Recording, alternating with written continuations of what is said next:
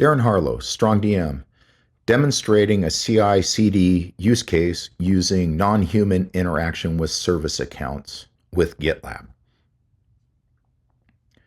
Start out, we're logged into the control plane. Notice we've created a service account with the appropriate tokens.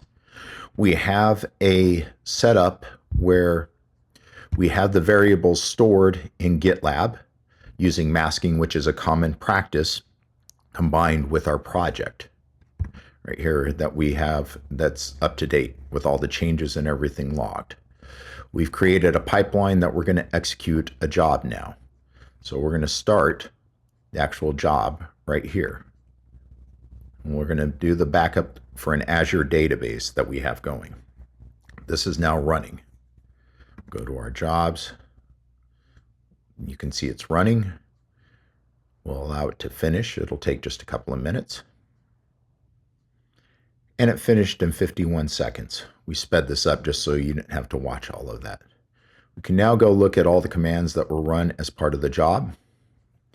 And you'll see that it created a backup of a Pagila database.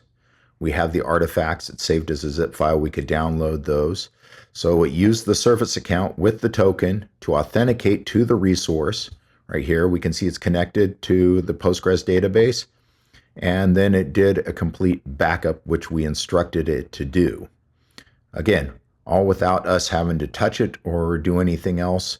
We authorized it. The service token was only allowed to get to the SSH gateway and to the Postgres database. So this limits the amount of destruction that can take place even using a service account.